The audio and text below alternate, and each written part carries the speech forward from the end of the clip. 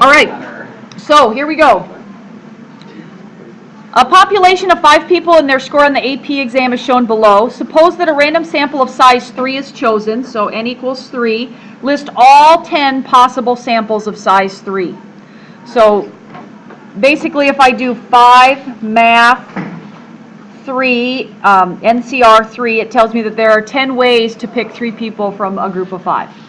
So I want to list all 10 possible samples of size 3. So I could have, basically if I just make Emily's 4 a star next to it, then I can tell the difference and I can just write the numbers down. Does that make sense? So here's my first sample 1, sample number 1, and I'm just going to make a list. I've kind of put this in a table here. Okay, so this is sample number 1, 2, 3, 4, 5, 6, 7, 8, 9, 10. Okay, so I'm listing all the samples. So first I start very methodically, 3, 4, 2. So 3, 4, 2. Those are the 3 scores I pick. I'm listing every possible, if I pick 3 people at a time, what are all the combinations that I could pick? So then I could pick 3, 4, and 5, or 3, 4, and the 4 with a star. Okay, that's basically every combination starting with 3 and 4. So now I could start with 3 and 2. So 3 and 2 and 5, or 3 and 2 and 4 star.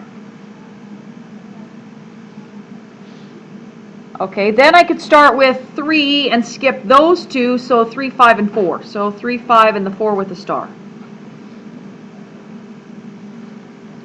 Okay, now I could, see basically all of these, this is every combination with Adam and some of these other people, and 2 other people. What I've just listed is every combination of Adam with 2 other people. So now I can move to Betty. So Betty, every combination of Betty with 2 other people, so that would be 4, 2, and 5. Then these are the scores I'm writing down. And then I could put Betty and Carol with Emily, so 4, 2, and 4 with a star. And that's every combination with Betty being the first person. So now basically all of these are every combination with Adam and with Betty. So now let's just, the last I could do, maybe I haven't listed all of those yet. Let's see, I could do 4, 5, and 4, right? So I could do Betty, Daniel, and Carol still. So I have 4, 5, and 4 star. Okay, so I knew there should have been one more. And now I'm just down to the last 3, Carol, Daniel, and Emily, 2, 5, 4. Okay, so this is every sample of size 3 that I could get. Okay? This is every sample of size 3 that I could get. And again, I'm just trying to demonstrate to you this. 7, 10, or 10. No. Oh, that 4 should have a star next to it, because that's Emily. Okay, thank you. All right, so this is every combination of a sample of size 3 people. This is not something that you have to do on a typical basis. Now, you will on what's called the textbook activity. You will on the textbook activity just to get you to explore what's happening. So this is every sample of size 3. Now, what I can do, it says now graph the sampling distribution for the sample mean score, the sample median score, and the proportion of males. So what I'm going to do here, you can actually find from each of these groups, so from sample 1, could I find the mean, the median, and the proportion of males? Yeah. Okay. From the second sample, could I find the same 3 statistics? I could, couldn't I? And from the third sample, I could even find the standard deviation if I want to. I could find the mode if I want to. And then what I can do with that, so let's look at the sampling distribution. Then I can graph it. So let's look at the sampling distribution of the sample mean. So I'm just going to look at the sampling distribution of the sample mean. So you need your calculators out. And I would like everybody in Trevor's row right here to calculate the means for samples 1, 2, and 3. Everybody in your row find the mean, so find the average of this sample, and this sample. And then everyone in Griselda's row find the sample, the average for the next 3. And then everyone in Tommy's row do the next 3, and I'll do the last one. So X bar, I'm calculating just the mean for this sample, and you want to record it next to that. So X bar we'll put here. So X bar is going to go right there for each of these. So you calculate. I'm going to calculate by just adding 2 plus 5 plus 4, and then dividing that whole thing by 3. Add and divide, and give me, that would be 3.6 repeating is my sample mean. 3 is for number 1. So number 1, X bar is 3. Okay.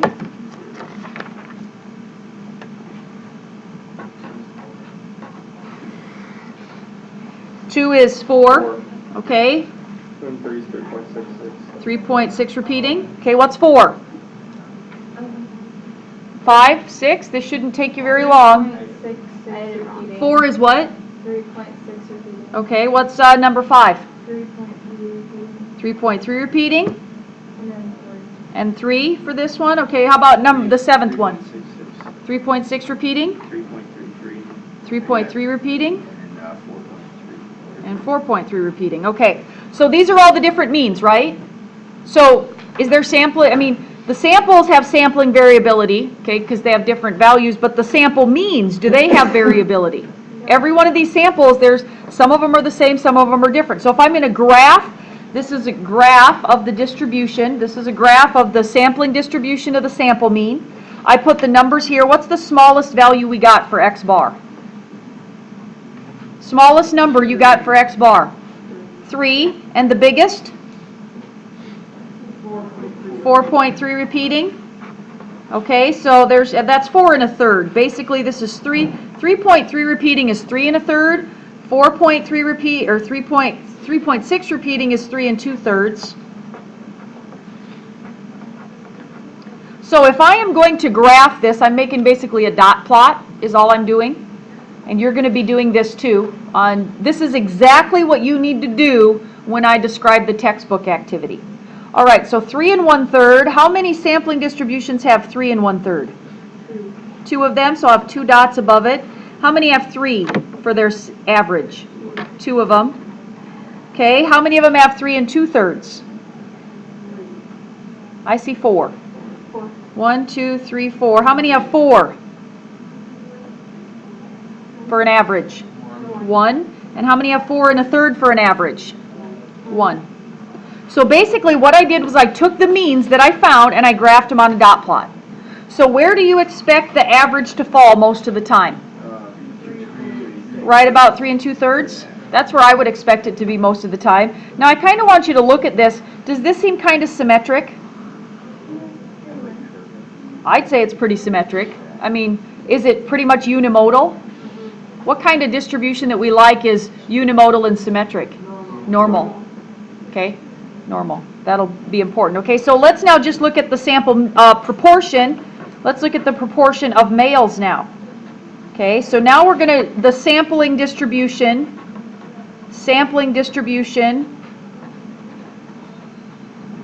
of the proportion of males.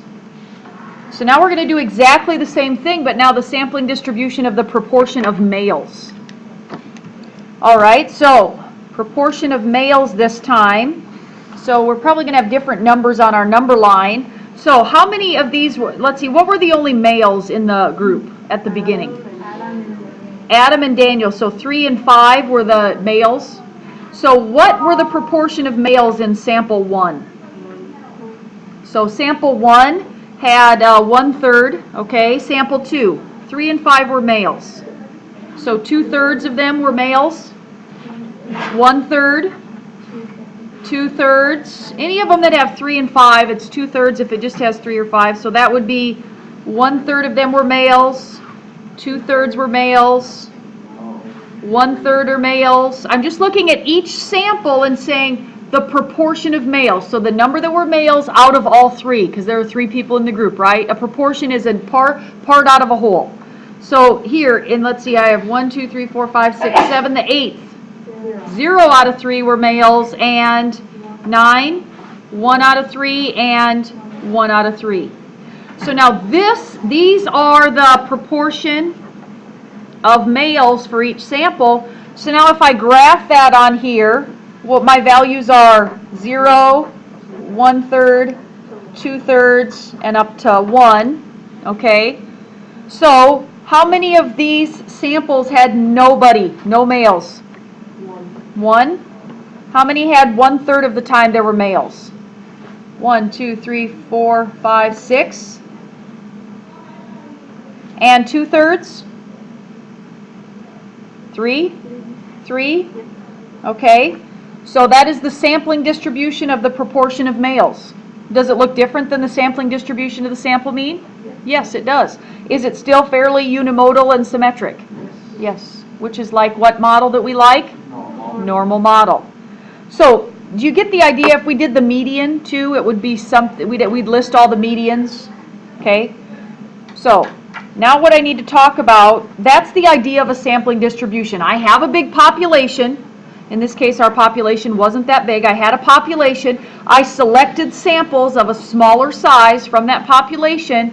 I calculated a statistic. What statistic did I calculate here? The mean. What statistic did I calculate here? Proportion of males. And then I can look at how each of the different values for the sample. Okay? So now we're going to talk about the textbook activity. This has real world actually application. And it's based on an actual problem called the German tank problem. Kind of interesting that back in, I need to find my little piece of paper if I can. I may not find it.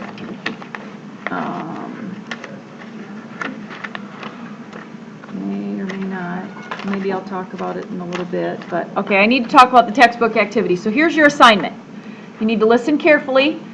You may work alone or with a partner, but you and your partner have to do an equal amount of work if you do this. So in this assignment, your job is to develop a method to estimate the total number of AP statistics books, or any other textbook for that matter, at our school, based on a random sample of books. Okay? So the assumption is that the books are numbered sequentially from number 1. So when they get textbooks in, they actually number the textbooks, believe it or not. Each textbook has a number. The numbers actually here are like in this back cover, and they're numbered, the ISBN number and stuff. But basically the accession number would be the number that they look at here. Okay, so we would assume, an old school, we used to just, when the textbooks come in, we'd write book numbers here, like this would be 1 and then 2, and you just number them sequentially. So what we're assuming is that the textbooks are numbered sequentially, like this book would be number 1, Tommy, if you gave me your book, it would be numbered 2, that kind of thing. So what you're going to do, it says, so we're assuming that. Does that make sense, what the assumption is? Sure. Up to N, the number of textbooks that there actually are. So we stop numbering when we get to the last textbook. So for example, suppose a random sample of N equals size 7. Okay, N is the sample size, just like in the binomial model. It's how many books we get. So suppose a random sample of size 7 books gives the following numbers: 10, 38, 59, 61, 74, 90, and 94. Okay, so how could you use this information to estimate the total number of books there are? One possible method would be to take the median value and double it. The median of this sample and double it. So for this example, the median times 2, or the median is 61, times 2 is 122. So I would estimate that the total number of stats books is 122, based on this sample. Okay, so for this activity, you're going to create 3 statistics to estimate the total number of books. You're going to make up your own statistics. So it can't be the mean, it can't be the median. You're going to make up 3 statistics to try to come up with the total possible number of books. Remember, a statistic is any quantity computed from the values in a sample. You may use any combination of the summary statistics we already know. The mean, the median, the min, the max, the quartiles, the IQR, the standard deviation, etc. So any of those that we've already learned, some combination of those you can use to come up with your estimate of how many textbooks there are in the school. The goal of this activity is to find a relatively simple statistic that reliably predicts the total number of books. So to determine which of your 3 statistics, this is where you're going to do what we did over here on the last page. To determine which of your 3 statistics gives the best predictions, you'll perform a simulation to generate sampling distributions for each of your 3 statistics. For the purposes of the simulation, assume that there are 100 books total. Assume that there's 100 books, okay?